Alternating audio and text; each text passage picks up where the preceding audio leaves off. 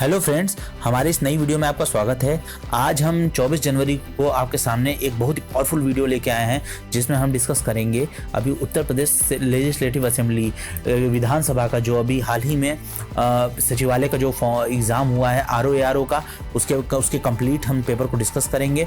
हम जो ये डिस्कस करने जा रहे हैं ये सेट बी है। शुरू से अंत तक इस वीडियो को देखिएगा, इसको मिस मत कीजिएगा, कि जिससे कि हमारी इस नई पेशकश को आप समझ सकें और जो क्वेश्चन आया उसको समझ के उस लेवल की तैयारी कर सके, ताकि आपको पता चल सके कि सही आंसर क्या है और जिससे आप अपने क्वेश्चन पेपर को मिला सकें। देखिए, इसमें दो पार्ट थे, पार्ट ए और पार्ट बी। पार्ट ए में जनरल स्टडी पूछा गया था, जो कि जिसमें 50 क्वेश्चन थे 50 मार्क्स के, और पार्ट बी था इसका हिंदी, सामान्य हिंदी, उसमें भी 50 क्वेश्चन थे 50 मार्क्स के। तो ये टोटल 100 नंबर का पेपर था। तो अब उम्मीद करता हूँ कि आपका पेपर ये अच्छा गया होगा। तो चलिए फ्रेंड्स, शुरू करते हैं। 2 घंटे का ये पेपर था, इसका कंप्लीट सोल्यूशन पेश करने जा रहे हैं। शुरू से अंत तक इस वीडियो को देखिएगा, मिस मत कीजिएगा।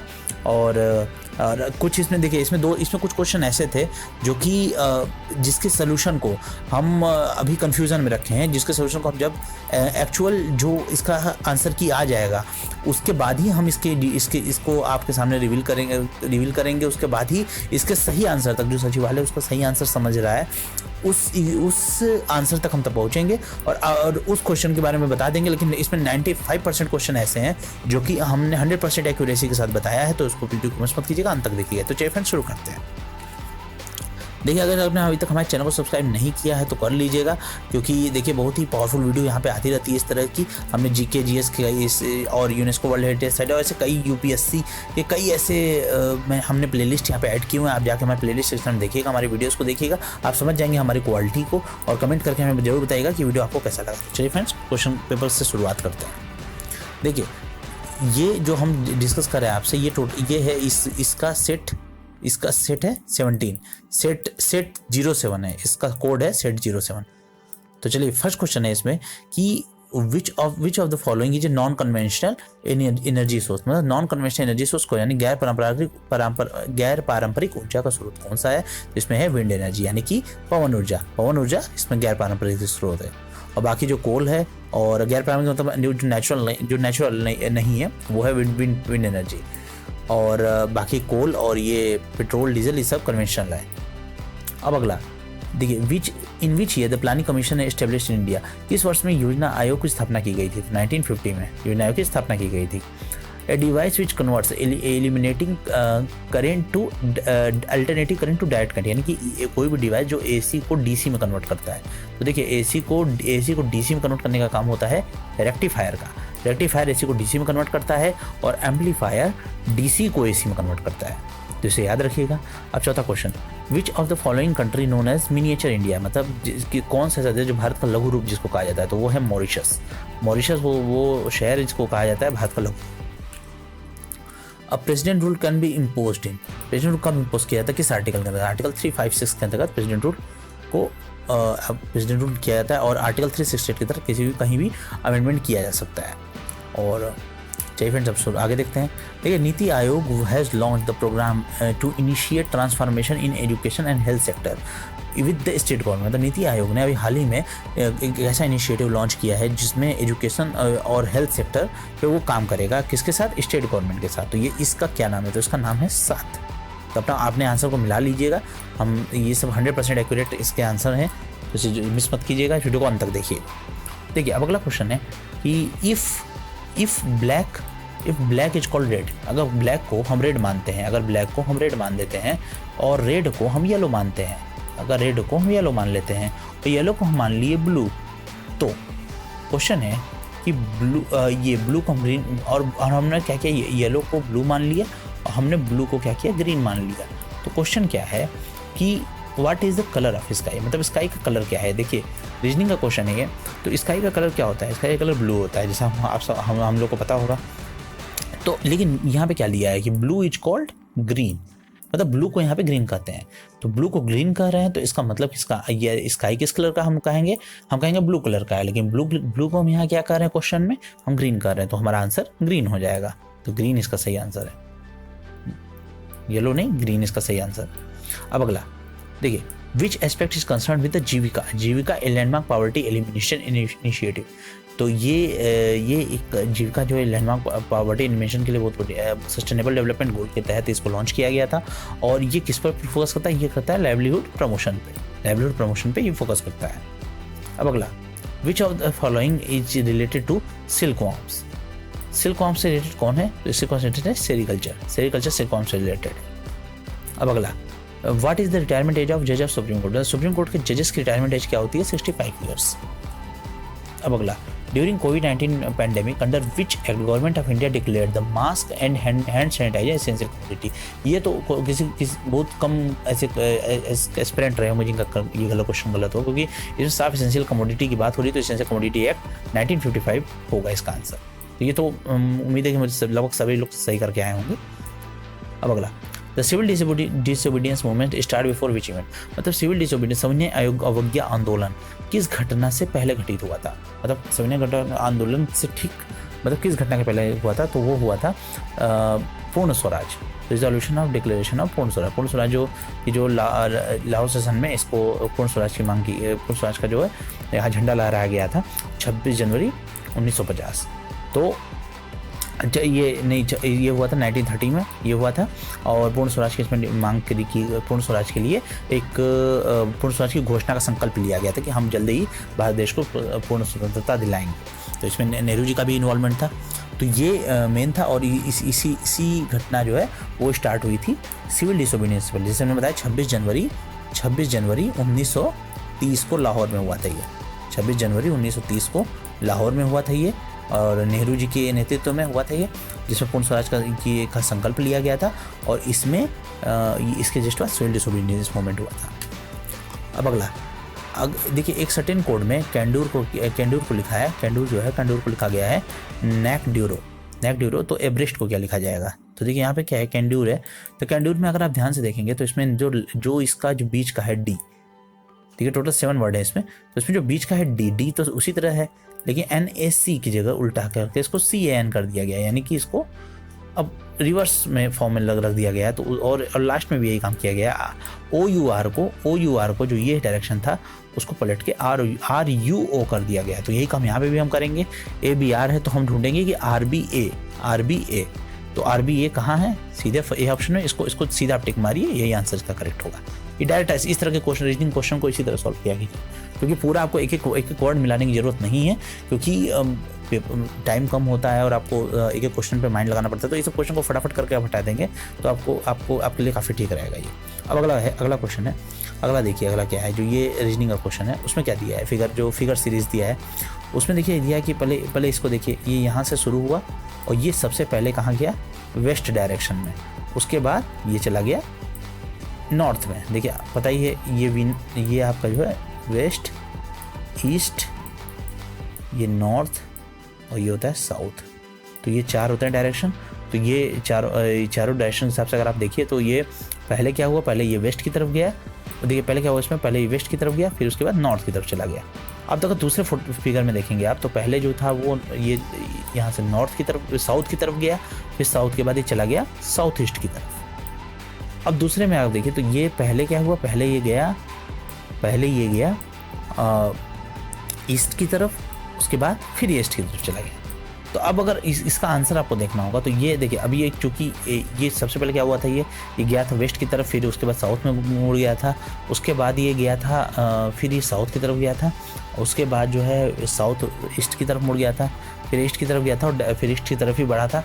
तो अब अगला जो जाएगा वो नॉर्थ की तरफ जाएगा, मतलब अगला जो जाएगा वो उसके बाद की जो सीरीज होगी वो नॉर्थ की तरफ जाएगा, और नॉर्थ की तरफ जाके फिर वहीं से वो साउथ ईस्ट की तरफ मुड़ जाएगा, साउथ ईस्ट की तरफ मुड़ जाएगा। तो इसका आंसर C होगा, इसको याद रखिएगा, ये इसका आंसर साउथ ईस्ट होगा। अगर ये क्वेश्चन अगर आपको समझ में नहीं आया तो आप हमें कमेंट सेक्शन में बताइएगा, हम कमेंट सेक्शन में आपको इसका डिटेल, क्योंकि वीडियो लंबी हो जाएगी, ऑलरेडी 100 क्वेश्चन हमें आपको बताने हैं, तो इसलिए हम बहुत डिटेल इसका एक्सप्लेनेशन नहीं कर रहे हैं। तो आप अगर क्वेश्चन आपको ये समझ में नहीं आया तो बताइएगा, रीजनिंग पे इसका हम पूरा एक सीरीज आपके सामने ले आएंगे, जिससे आपको ये इस तरह के क्वेश्चन को करने में बहुत ही आसानी होगी। तो हमें कमेंट सेक्शन में बताइएगा आप।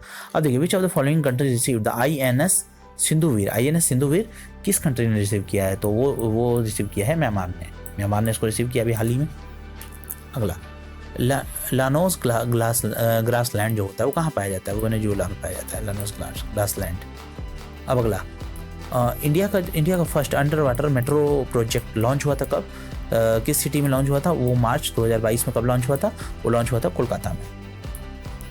देखिए एक बात और हम आपको बता दें कि अगर मान लीजिए किसी ने इसको करंट अफेयर में इसको नहीं रीड किया हो तो भी अगर वो चाहे तो गेस वर्क के तहत इस पे रिस्क ले सकता था कोलकाता लगा के। और वो क्योंकि देखिए क्या होता है, जो फर्स्ट मेट्रो प्रोजेक्ट, जो फर्स्ट मेट्रो ट्रेन चली थी वो चली थी कोलकाता में ही। दक्कन फर्स्ट रेलवे चली थी वो मेट्रो, वो चली थी कोलकाता में ही, दक्कन क्वीन के नाम से।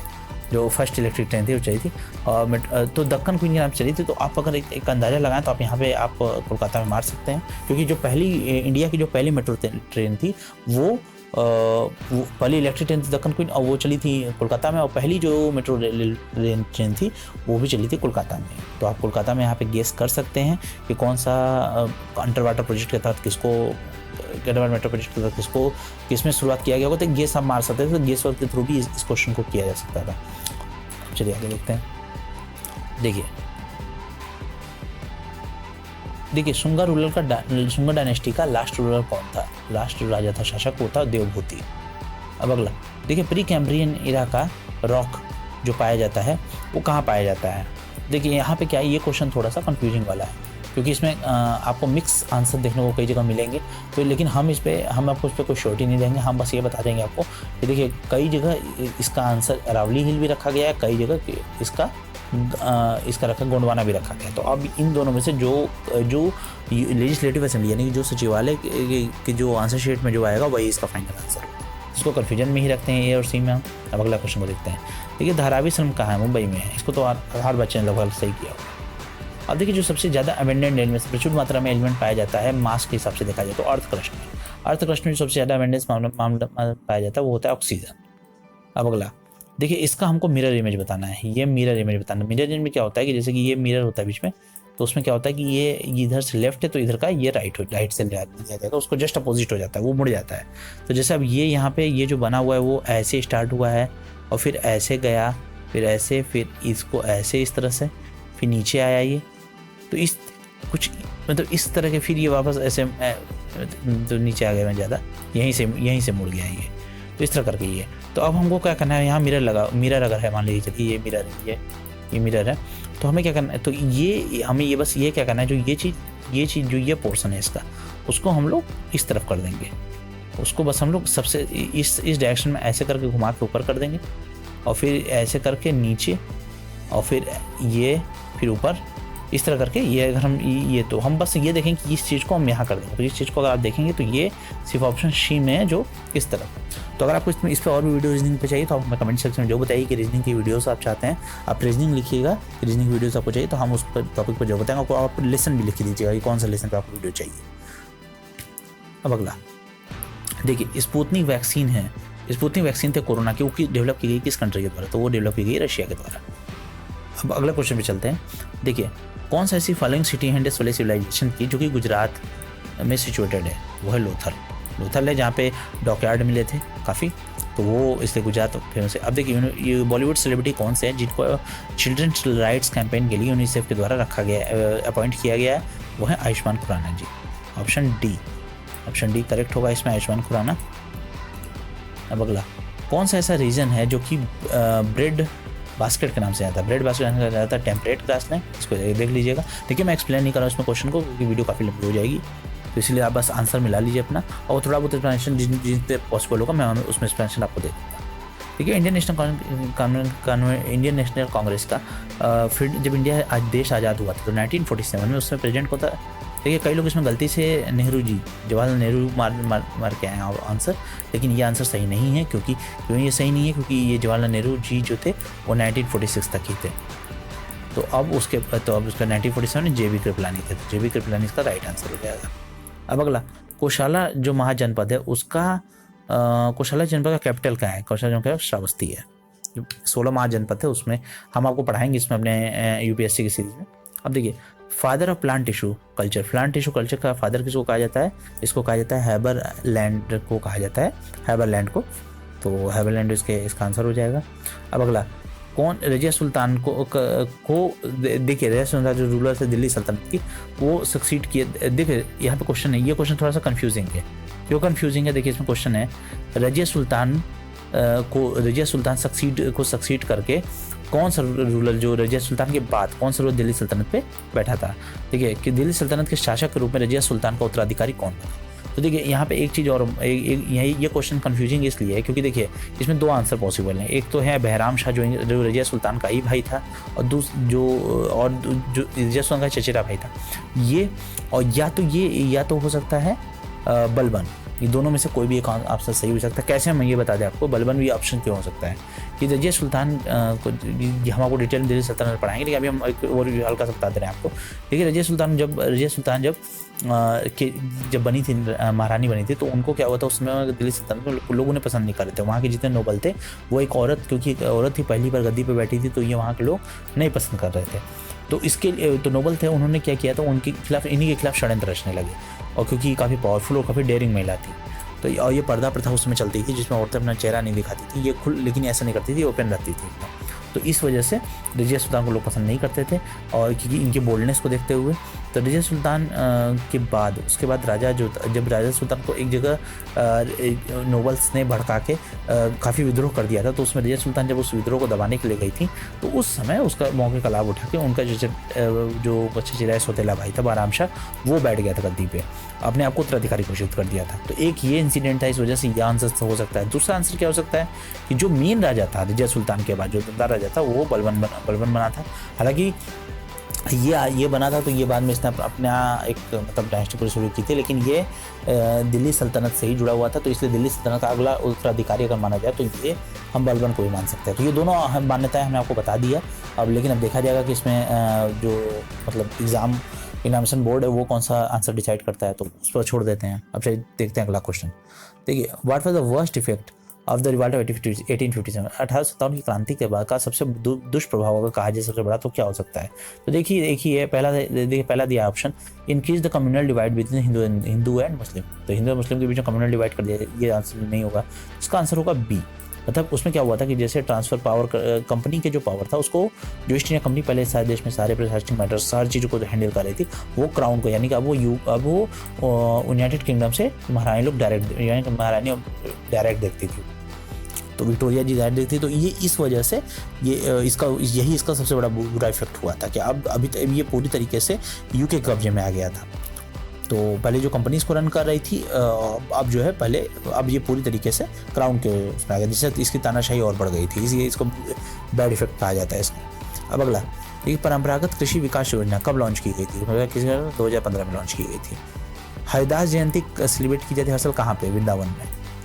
कंजली वेटलैंड कहाँ पे लोकेटेड है? कंजली वेटलैंड पंजाब में लोकेटेड है। अब देखिए, उत्तर प्रदेश का इंडियन स्टेट ऑफ एक्सपोर्ट में 2018-19 के हिसाब से कि रैंक क्या है? तो इंडियन स्टेट का रैंक 5वां है। देखिए, अभी जो प्रेजेंट रेट इसका चल रहा है वो 4 चल रहा है।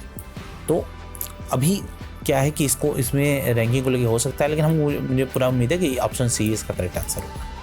अब अगला देखिए, विच ऑफ द फॉलोइंग, कौन सा ऐसा पीजेंट मूवमेंट हुआ था जो कि डायरेक्टली इन्फ्लुएंस था नॉन कॉपरेशन मूवमेंट से? मतलब कौन सा किसान आंदोलन सीधे तौर पर असहयोग आंदोलन से प्रभावित था? मतलब असहयोग आंदोलन को देखते हुए ही मतलब कौन सा आपको था, तो वो था खेड़ा आंदोलन, पीजेंट मूवमेंट ऑफ खेड़ा। अब अगला, जो हाईएस्ट माउंटेन पीक है यूरोपियन कंटिनेंट की, कौन है? Mount Elbrus. अब अगला, और देखिए कौन सी डायनेस्टी जो है प्रोटेस्ट करती है वैष्णविज्म को? किस डायनेस्टी में वैष्णविज्म को मतलब प्राथमिकता दी जाती है? तो वो था गुप्ता डायनेस्टी।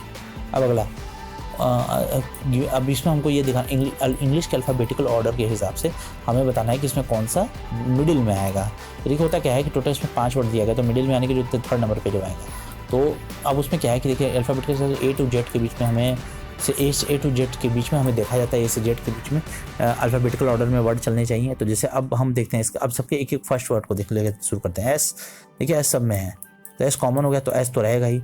अब अगला, O भी OMNO।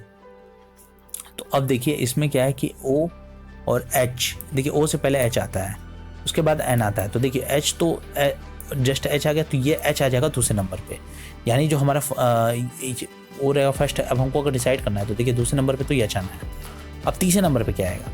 तीसरे नंबर पे हमारा आएगा, देखिए पहले नंबर पे हमारा H आ जाएगा, S के बाद H, पहले नंबर पे आएगा। अब देखिए एच में भी हम ये जो इसकी सीरीज बनेगी वो क्या बनेगी, एस एच के बाद ए, तो एस एच के बाद यहाँ ओ दिया है, तो हमारा क्या रहेगा 5 सबसे पहले आ जाएगा, फिर 3 आएगा, उसके बाद क्या आएगा, उसके बाद हम ओ पे डायरेक्ट चलेंगे, फिर एम एन ओ, तो फिर एन आ जाएगा, यानी फिर चौथा नंबर आ जाएगा। उसके बाद हमारा एन के बाद आएगा इसकी सीरीज में एन के बाद हमारा आ जाएगा उसके बाद एम एन ओ, और ओ के बाद अगर देखा जाए तो ओ के बाद यू और ओ के बाद सी दिया है, तो ओ के बाद सी आएगा, यानी 2 1, तो 5 3 4 2 1 आएगा। इसमें 4 हमारा आंसर सही हो जाएगा, यानी स्नूकर, यानी ऑप्शन सी।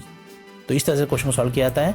रीजनिंग में अगर आप वीडियो चाहते हैं तो हमें कमेंट सेक्शन में बताइएगा और हमें टैग करिएगा, फिर अपने पोस्ट के साथ हमारी इस वीडियो को शेयर करते हुए हम आपको इसका जरूर वीडियो बनाएंगे। अब अगला देखिए, नेशनल कांग्रेस ने अडॉप्ट किया था पूर्ण स्वराज को किस सेशन में, तो ये हुआ था लाहौर सेशन में।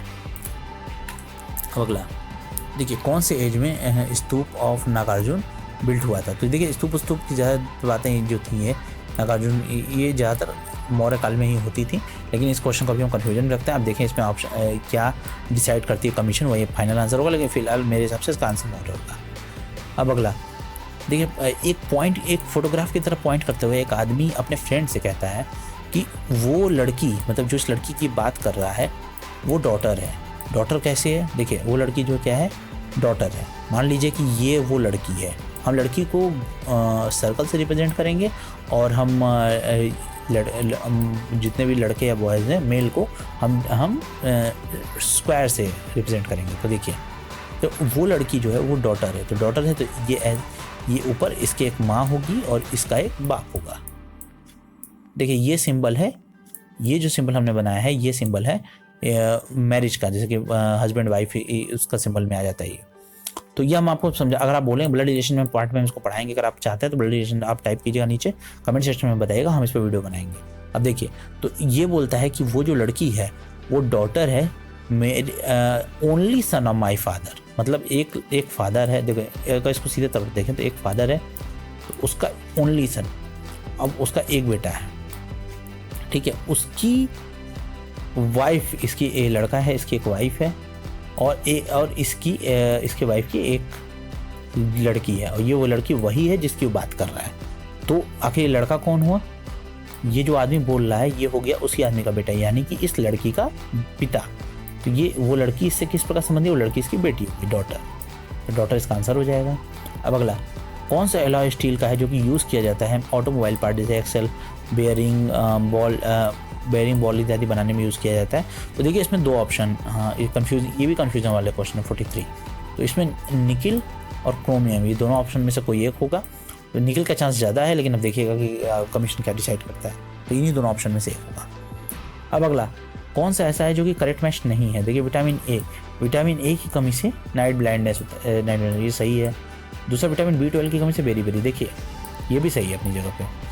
विटामिन ई की कमी से मस्कुलर वीकनेस होता है, ये भी सही है। और vitamin B blood clotting time को बढ़ा देता है। तो अब देखिए यहाँ पे एक चीज़ है, अब ये चारों सही लगा, तो आप कहेंगे कि भाई इसमें सही आंसर क्या है, तो देखिए इसमें सही आंसर कई लोग बेरी को भी मान रहे हैं, कई ऐसे स्टूडेंट हैं मेरे जो बेरी को मान रहे हो, कई ऐसे स्टूडेंट हैं जो मसल वीकनेस को मान रहे हैं। तो खैर ये मुझे क्वेश्चन थोड़ा सा मतलब कन्फ्यूजन वाला लग रहा है, इसमें आप चाहें तो ऑब्जेक्शन कर सकते हैं, कन्फ्यूजन में सेक्शन में इसको हम डाल देते हैं इस क्वेश्चन को। अब अगला देखते हैं, इसका कमीशन डिसाइड करेगा कि क्या आंसर होगा। जैसे हमारे हिसाब से तो इसका आंसर सी होना चाहिए।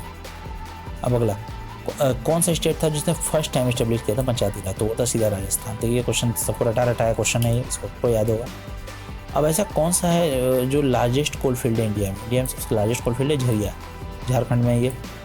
अब अगला, फॉर विच कौन सी कैटेगरी का सीनियर सिटीजन है राष्ट्रीय वायुश्री योजना स्टार्ट की गई थी सेंट्रल गवर्नमेंट के द्वारा, मतलब सीनियर सिटीजन कौन से मतलब किसके लिए, जो राष्ट्रीय वायुश्री योजना जो सेंट्रल गवर्नमेंट ने लॉन्च की थी, किसके लॉन्च की थी, वो लगी थी BPL धारकों के लिए, BPL धारकों थे बिलो पॉवर्टी लाइन वाले, गरीबी रेखा के नीचे वाले जितने सीनियर सिटीजन उनके लिए। अब ये कौन सिटी है जिसमें यूनियन होम मिनिस्ट्री ने लॉन्च किया है आश्वस्त क्या है, इंडिया का पहला साइबर क्राइम प्रिवेंशन यूनिट है, गुजरात में हुआ है गांधीनगर। अब ऐसा कौन सा है इंडियन स्टेट है जो कि लॉन्गेस्ट टोटल रेलवे ट्रैकिंग है, वो है उत्तर प्रदेश। अब ऐसा आप दिया है कि कौन सा ऐसा फॉलोइंग जो नालंदा बुद्ध विहार किसने कंस्ट्रक्ट कराया था, वो कराया था कुमारगुप्त फर्स्ट ने। चलिए फ्रेंड, तो ये सारे जीएस था। कुछ क्वेश्चन इसमें कंफ्यूजिंग वाले वो हमने आपको बता दिए हैं, और आप अंत तक देखिएगा। अब हम हिंदी का इसमें पूरा डिटेल बताए जा रहे हैं आपको। देखिए, अब क्वेश्चन पूछा है कि सार्वजनिक शब्द के लिए वाक्यांशों में से उपयुक्त शब्द क्या होगा। तो पहला है, देखिए, सब देशों में होने वाला। सब देशों में होने वाला नहीं हो सकता है। साहित्यिक से संबंधित कोई सवाल ही नहीं है। समूह से संबंधित नहीं, समूह की बात नहीं हो रही है। सर्वसाधारण से संबंधित, मतलब लगभग सभी से, इसमें कॉमन सारे लोग आ जाएंगे। सार्वजनिक हो गया ये, तो ये ऑप्शन बी सही हो जाएगा। अब अगला, गृह का पर्यायवाची नहीं है, तो गृह का पर्यायवाची भद्रा नहीं है। बाकी निकेतन भी है, आलय भी, भवन भी है। अतिथि का विलोम है आतिथेय, आतिथेय, ये सही होगा आंसर। दुर्लग्न शब्द का निम्नलिखित में से कौन सा वाक्यांश उपयुक्त है।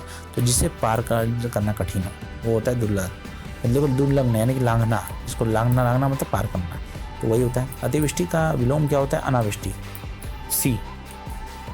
अब अगला, विशेषण की दृष्टि से निम्नलिखित में से कौन सा वाक्य अशुद्ध है। अब इसमें बताना अशुद्ध वाक्य कौन सा। देखिए, इस वर्ष अधिक वर्षा के कारण फसल नष्ट हो गई। इस वर्ष अधिक वर्षा के कारण फसल नष्ट हो गई। अगला, भगवान बुरे लोगों की बुरी कुदृष्टि से बचाए। यह ऑप्शन आंसर हो जाएगा हमारा, ये ऑप्शन नो हो जाएगा। अब अगला, निम्नलिखित में से किस समूह में सही विलोम शब्द नहीं है। तो विलोम शब्द कहाँ नहीं है, निर्माण रचना, ये विलोम नहीं है दूसरे का, ये दूसरे के पर्यायवाची का लेते हैं। बिजली का पर्याय नहीं है श्याला, ये बिजली का पर्याय नहीं है। बाकी चपला भी है, सौदामिनी भी है, तड़ित भी है। अब कोटि और श्रोणी के लिए कौन से किस अंग के पर्यायवाची हैं, तो ये हैं कमर के। अब अगला, निम्नलिखित में वर्तनी की दृष्टि से शुद्ध शब्द कौन सा है, आगामी। अगला, अब जो व्यक्ति विदेश में रहता हो वो अप्रवासी है, और जो सब कुछ जानता हो अलग। अब इसमें बताना कौन सा सही शब्द का प्रयोग हुआ है, वाक्यांशों के लिए एक शब्द का प्रयोग हुआ है। देखिए, जो सब कुछ जानता हो वो मानता हो, ये गलत है, तो इसका आंसर, ये आंसर नहीं होगा। दूसरा, शिव का उपासक वैष्णव, और जो हमेशा रहे क्षणभंगुर, तो ये भी सब गलत है। ये शक्ति को उपासना करना शाक्त, ये सही है। तो इसमें सही शब्द का प्रयोग है शाक्त, तो ये ऑप्शन बी हो जाएगा सही। अब व्यष्टि का शब्द का विलोम क्या होगा, व्यष्टि का समष्टि। अब अगला, ईश्वर का पर्यायवाची शब्द नहीं है देवराज, ईश्वर का पर्यायवाची शब्द नहीं है। अब आदि से अंत तक के लिए कौन सा शब्द उपयुक्त होगा, आद्योपांत होगा। अब अगला है, तरुण शब्द का विलोम क्या है, वृद्ध। और वाक्यांशों के लिए सही शब्द कौन सा नहीं लिखा है, नहीं का वर्ड, जो ऐसे वर्ड्स पे ध्यान दिया कीजिए आप। देखिए, जो शब्दों में व्यक्त न किया जा सके वो अनिर्वचनीय, तो ये नहीं होगा। अब ये प्रति गहरा लगाव हो, जिसके प्रति गहरा लगाव हो, तो विरक्त, जिसके प्रति गहरा लगाव विरक्त, ये नहीं होगा। जो क्षमा करनी होगा क्षम्य, और जिसे रोका न गया हो अनिरुद्ध, जिसे रोका न गया हो अनिरुद्ध। तो हमें यह बताना है कि सही शब्द नहीं लिखा गया है। तो देखिए, जो शब्द में व्यक्त करना अनिर्वचनीय सही है, जिसे रोका न गया हो अनिरुद्ध सही है, जिसे जो क्षमा करने योग्य हो क्षम्य, जैसे ये वाला आंसर विरक्त, ये आंसर सही हो जाएगा। अब अगला, यानी ऑप्शन बी। अब निम्नलिखित में से वर्तनी की दृष्टि से अशुद्ध शब्द कौन सा है, पूर्ति। इस स्थान में पूर्ति की, तो पूर्ति में ये होता है। अब अगला, भौरा का तत्सम कौन सा है, भ्रमर। अगला, मेघ का तत्सम क्या होगा, मेघ का तत्सम रूप मेघ। और मेष शब्द का तत्सम रूप कौन सा है, मेष है। अब देखिए, शुद्ध वाक्य पहचाना, कितना गठित शरीर है। राजा दशरथ के 4 पुत्र और 1 पुत्री थी, ये नहीं होगा। टेलीफोन का आविष्कार किसने किया था, ये सही होगा, ऑप्शन सी आंसर हो जाएगा। शेर का पर्यायवाची क्या नहीं है, शेर का पर्यायवाची शार्दुल नहीं है। शेर का पर्यायवाची शार्दुल नहीं, शेर का पर्यायवाची हस्ती शेर का पर्यायवाची नहीं, हस्ती हाथी का पर्यायवाची है। और बाकी मेघराज, शार्दुल और नाहर है। अब देखिए, कौन सा तत्सम तद्भव के युग में सही नहीं है, तो तत्सम और तद्भव के लिए भ्रमर का भौरा, अर्ध आधा, धूम का धूम नहीं होता, ये धूम्र होता है, तो ऑप्शन बी राइट आंसर हो जाएगा। शब्दों में तत्सम शब्द कौन सा है, तत्सम शब्द है व्याघ्र, ए। अगला, हमें ये बताना है गंगा शब्द का सही पर्यायवाची क्या है। सही शब्द पर्यायवाची सुरसरी, मंदाकिनी और त्रिपतगा, तो ऑप्शन बी राइट है। लेकिन कौन सा, खल का मतलब होता है खलनायक यानी कि दुष्ट, तो ये हो जाएगा सज्जन। अब निम्नलिखित में से कौन सा युग सही युग विलोम का प्रयोग नहीं हुआ है, वो जय विजय, क्योंकि जय विजय दोनों विलोम नहीं एक दूसरे के। अब अगला, पत्थर शब्द का पर्यायवाची नहीं है, पर्ण होता है, पत्ता के लिए यूज होता है ये। अब देख कौन सा है अशुद्ध है। मीरा एक प्रसिद्ध कवित्री थी, ऑप्शन सी होगा। कवित्री थी, कवि नहीं थी, तो डैट दिख रहा है। अब अगला क्वेश्चन है अज्ञ। अज्ञ शब्द का प्रयोग का उचित वाक्यांशों को लेकर जो सब कुछ जो कुछ न जानता हो, जो कुछ नहीं जानता वो उसे अज्ञ में लिया जाएगा।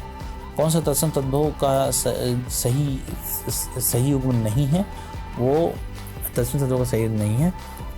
ये जिण शिण, ये तत्सम तद्भव का सही युग्म नहीं है। अब अगला निम्नलिखित में से किस विकल्प में सही विलोम शब्द का प्रयोग हुआ है। तो देखिए सही विलोम शब्द का प्रयोग हुआ है वो है विकल्प में सही विलोम का प्रयोग हुआ है। देखिए कृत्रिम का कृपा नहीं होता है, स्वस्थ का प्रसन्न नहीं होगा, अनुलोम का अनुकूल नहीं होगा, सापेक्ष निरपेक्ष होगा। निम्नलिखित में कौन वर्तन की दृष्टि से कौन सा शुद्ध है। परिषद शुद्ध है। अब अगला देखिए वरदान शब्द का विलोम क्या है। वरदान शब्द का विलोम है अभिशाप।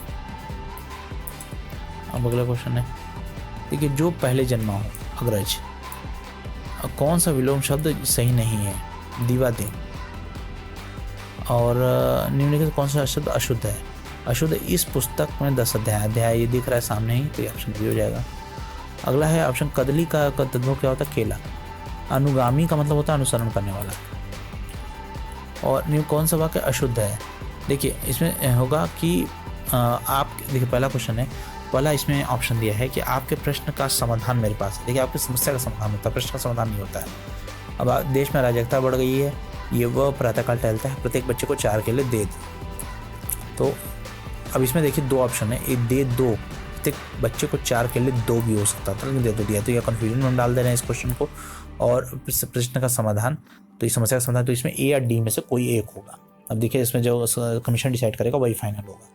अब देखिए तत्सम तद्भव में कौन सा नहीं है, तो स्पर्श का छूना तत्सम शब्द का तद्भव नहीं है, तो स्पर्श का छूना ये हो जाएगा आंसर ए। अब अगला नौका का पर्यायवाची क्या है। तरणी। अब कौन तत्सम शब्द का चयन है, तो एक है मोहरा उपलब्ध, ये तत्सम है, बाकी सब तद्भव है। अब निम्नलिखित सही शब्द सभी शब्द शुद्ध हैं, तो ये है फर्स्ट में दुसाध्य त्रैमासिक तिलांजलि द्वंद्व। अब अगला निम्नलिखित प्रकाश शब्द का प्रकाश का पर्यायवान नहीं है। नंदिनी। तद्भव शब्द बताना है इसमें, तो तद्भव हाथ है। अब हाँ बाकी में तद्भव तत्सम का अनुपयुक्त है वो दिया सलाई और माचिस। ये चंद्र का पर्यायवाची है मयंक। अब अगला है वर्तनी की दृष्टि से अशुद्ध शब्द है शोषक। तो ये सारा पेपर था, इसमें आप कैसे लगा हमारा वीडियो आप अपने कमेंट सेक्शन में जरूर बताइएगा। अगर आपने अभी तक हमारे चैनल को सब्सक्राइब नहीं किया है तो बिना सब्सक्राइब के यहाँ से मत जाइएगा। और हमने सोचा कि भाई इसका एनालिसिस पे एक वीडियो लेके आते हैं, तो हम आपके लिए लेके आए। तो ऐसी और वीडियो के लिए अंत तक हमारे साथ वीडियो में बने रहने के लिए धन्यवाद। और आप हमारे फेसबुक हैंडल और हमारे डिस्क्रिप्शन में जाके भी हमने आरआरबी एनटीपीसी की वीडियो बनाई थी, तो उससे भी आप देख सकते हैं। रेलवे के बारे में कंप्लीट डिटेल जा सकते हैं, जो आरआरबी एनटीपीसी के एग्जाम में जिसके चल रहे हैं उसमें उनको बहुत लाभ होने वाला है। तो फ्रेंड्स हमारे साथ अभी तक इस चैनल में बने रहने के लिए हेलो फ्रेंड्स, ये हमारा जो है रिच गाय का फेसबुक हैंडल है। ये 8811833329 हमारा व्हाट्सअप नंबर है। आप जाके इस पर अपने हमारे एग्जीक्यूटिव से बात करके आप अपने मन पसंदीदा चीज़ ऑर्डर कर सकते हैं। देखिए हम कौन कौन सी चीज़ें ऑफर करते हैं, यहाँ देखिए। ये देखिए सन ग्लासेस हैं, कुर्ता सेट है प्लाजो, और कुर्ती कोई भी कुर्ती हुई उसको आप ले सकते हैं। ज्वेलरी सेट ले सकते हैं आप, बेड शीट्स ले सकते हैं, टी शर्ट ले सकते हैं, शर्ट टी शर्ट, कई तरह के हमारे पास प्रोडक्ट है। आप जाएंगे इस पर आप ऑटोमेटिकली स्क्रॉल करके देख सकते हैं और अपने मन पसंदीदा चीज़ ऑर्डर कर सकते हैं। 12 डेज में प्रोडक्ट आपके घर तक पहुँच जाएगा। कैश ऑन डिलीवरी हम लोग ऑफर करते हैं।